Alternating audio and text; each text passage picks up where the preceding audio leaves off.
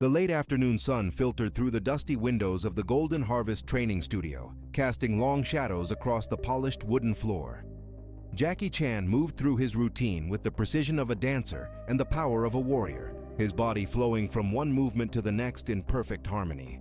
Sweat glistened on his forehead as he practiced a complex sequence involving a chair, a mop, and his own incredible agility, the kind of improvised choreography that would later become his trademark.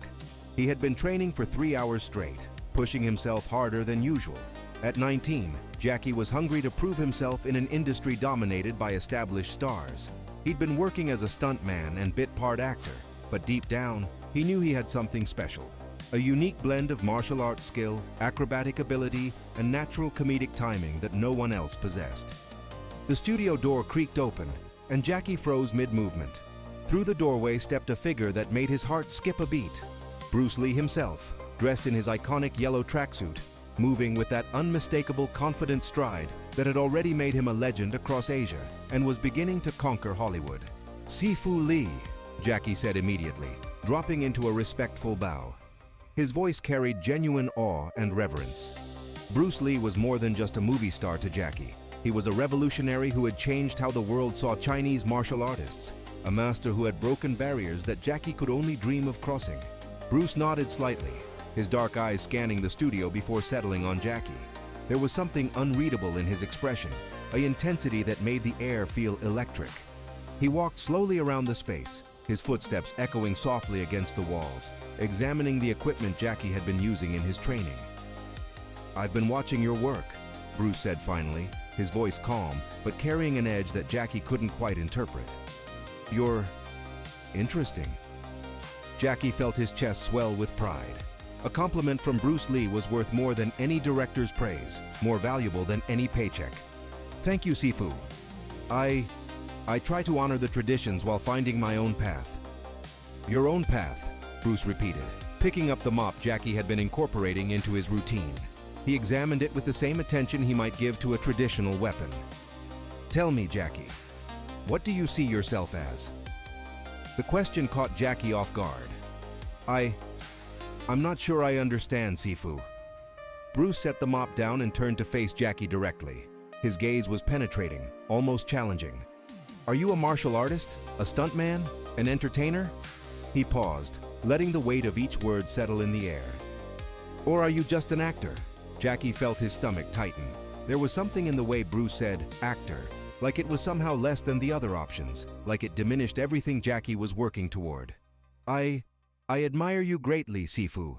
Your philosophy, your dedication to authentic martial arts in film. I hope to follow in your footsteps, to show the world that martial arts can be both powerful and what?" Bruce interrupted, taking a step closer. "Funny? Cute? Something to laugh at?" The words hit Jackie like a physical blow. He could feel his carefully maintained composure beginning to crack. "No, Sifu, I would never." "I've seen your work," Bruce continued, his voice growing colder. "The way you clown around, the way you make jokes in the middle of fight scenes. You turn martial arts into comedy." He shook his head slowly. "You're not a martial artist, Jackie. You're just an actor playing dress-up." The studio fell completely silent except for the sound of Jackie's heartbeat pounding in his ears. The words echoed off the walls, seeming to grow louder with each repetition. "Just an actor." The phrase felt like it stripped away everything Jackie had worked for, everything he believed about himself. For a moment, Jackie stood frozen, his eyes fixed on the floor. Part of him wanted to apologize, to explain that his comedy came from a place of joy and creativity, not disrespect. Part of him wanted to bow again and accept the criticism from someone he had always revered. But then something else stirred within him, something deeper than respect, stronger than admiration. It was the same fire that had driven him to perfect impossible stunts, to push his body beyond normal human limits, to find beauty and art in the most mundane objects. It was the certainty that he was more than what anyone else, even Bruce Lee, might think of him. Jackie's hands slowly clenched into fists at his sides. His breathing deepened, and when he finally looked up, his eyes held a new intensity. The boyish enthusiasm was still there, but underneath it was something steel-hard and unshakable. Then, with deliberate slowness that made every second feel like an eternity, Jackie Chan began to rise to his full height. The movement was fluid, yet powerful, like a mountain slowly asserting its presence against the sky. His shoulders squared, his spine straightened, and something in his entire demeanor shifted. The air in the studio seemed to thicken with possibility, and Bruce Lee's eyes narrowed slightly, recognizing that something fundamental had just changed in the young man standing before him. Bruce Lee watched with growing interest as Jackie's transformation continued. What had started as a simple test was becoming something far more significant. The young man before him was no longer the eager student seeking approval. This was someone finding their true center, their authentic self. "Sifu Lee," Jackie said, his voice now carrying a quiet strength that hadn't been there moments before. "I respect you more than words can express. Your contributions to martial arts, to cinema, to showing the world our culture's strength, they are immeasurable." He took a slow breath. "But with respect, I am not you, and I was never meant to be." Bruce raised an eyebrow but said nothing, curious to see where this would lead. "You want to know what I am?" Jackie continued, moving toward the training equipment with purpose. "Let me show you." What happened next was like watching poetry written in motion. Jackie grabbed the mop he'd been training with and began to move. But this wasn't the playful routine Bruce had interrupted earlier. This was something else entirely. The mop became an extension of Jackie's body as he spun it with impossible speed and precision. He leaped over chairs, bounced off walls, and incorporated every piece of equipment in the studio into a flowing sequence that was part martial arts demonstration, part acrobatic performance, and part something completely new. But it was more than just the physical display. As Jackie moved, he began to speak, his words coming in rhythm with his movements. "You see comedy," he said, using the mop to deflect an imaginary attack while simultaneously sweeping the legs of a training dummy. "I see finding joy in discipline." He vaulted over a table, landed in a crouch, and swept the mop in a perfect circle around himself. "You see clowning. I see making the impossible accessible to everyone." Bruce found himself leaning forward, genuinely captivated. The young man's technique was flawless, but more than that, there was an innovation in his approach that was uniquely his own. Jackie continued his demonstration, picking up pace. "An actor memorizes lines," he said, launching himself into a series of backflips that ended with him perched impossibly on top of a narrow wooden post. "A martial artist follows forms." He dropped down, rolled, and came up with perfect balance. "But what I am?" He paused, the mop spinning in his hands like a propeller. "Is someone who creates something new every time." To prove his point, Jackie began incorporating moves that seemed to come from nowhere, a technique borrowed from opera training, combined with a stunt he'd invented himself, flowing into traditional kung fu, then shifting into pure acrobatic innovation. Every transition was smooth, every movement purposeful, every second calculated yet spontaneous. "When I make people laugh," Jackie said, now moving so fast that Bruce had to concentrate to follow his movements, "it's not because I'm diminishing martial arts. It's because I'm showing them that strength doesn't have to be intimidating. That power can be joyful. That excellence can be..." He suddenly stopped in the middle of a complex spinning sequence and grinned. "Aye, fun." Bruce felt something shift in his chest, a recognition he hadn't expected. This wasn't disrespect for tradition. This was evolution. Jackie set the mop down gently, not even breathing hard despite the intensity of his demonstration. "You changed everything by showing the world that martial arts could be serious, powerful, and real in cinema. You opened the door." He met Bruce's eyes directly. "I want to show them it can also be beautiful, creative, and human." For a long moment, the two men stood facing each other in the silence of the studio. Bruce Lee, the established master and revolutionary, and Jackie Chan, the young innovator still finding his voice. Then Bruce began to nod slowly. "Show me more," he said simply. What followed was extraordinary. Jackie demonstrated technique after technique, each one incorporating everyday objects in ways that turned them into weapons, tools, or props for impossible acrobatics. A ladder became a flexible fighting platform. A rope transformed into both weapon and safety line for death-defying stunts.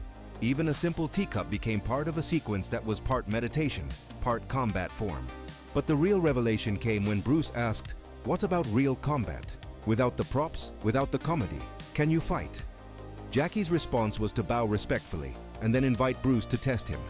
What happened next was brief but definitive.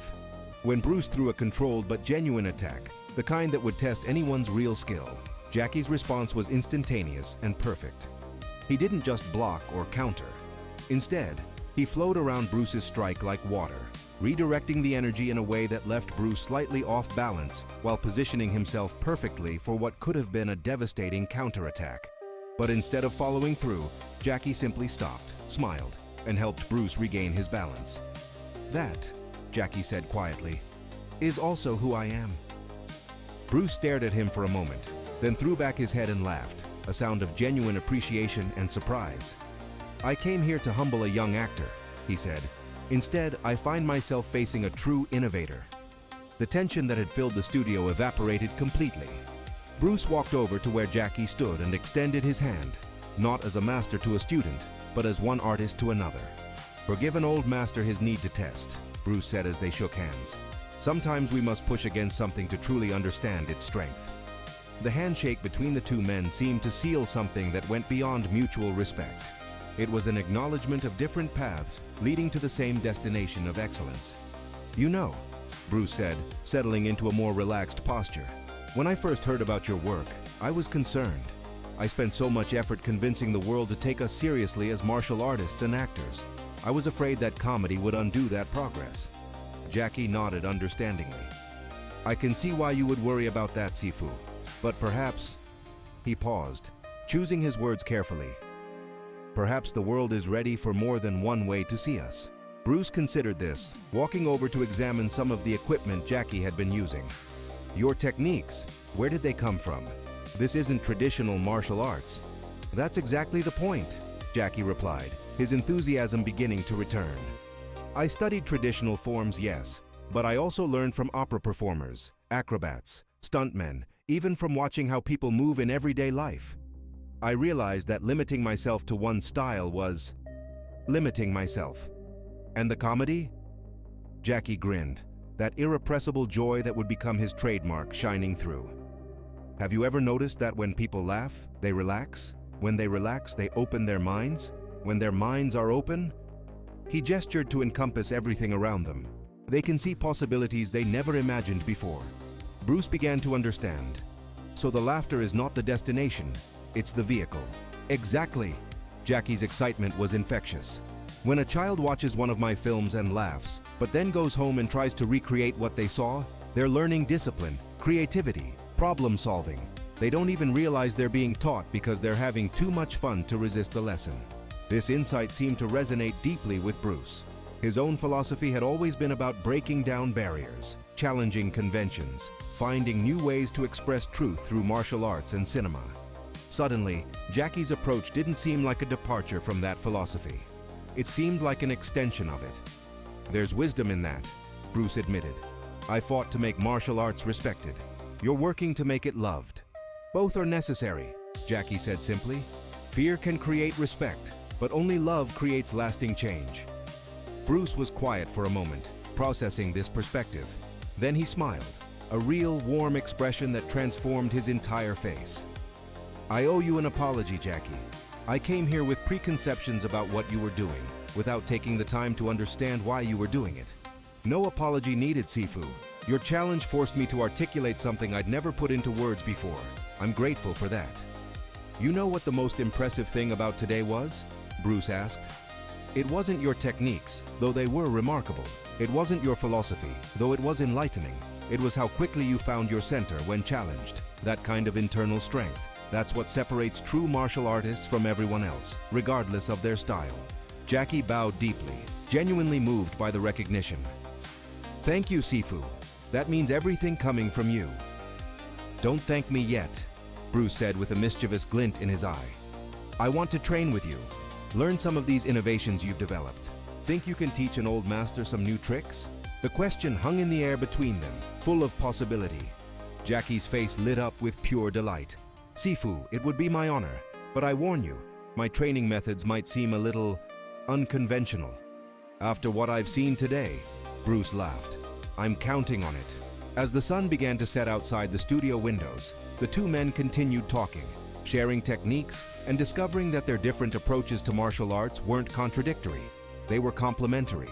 Bruce's intensity and Jackie's joy, Bruce's power and Jackie's creativity, Bruce's revolution and Jackie's evolution. all part of the same larger story of martial arts, finding new expressions in a changing world. Years later, long after Bruce Lee's passing, Jackie would often reflect on this afternoon as one of the most important moments in his development as an artist. Not because he had gained Bruce's approval, though that meant a great deal, but because he had been forced to define himself clearly, to articulate his own vision and stand by it even when challenged by someone he deeply admired. The lesson he took from that day was simple but profound. Authenticity cannot be argued with. When you truly know who you are and why you do what you do, you don't need anyone else's permission to be yourself. You just need the courage to stand up and show the world what that looks like. And sometimes, if you're very lucky, the world, even in the form of your heroes, will stand up and applaud.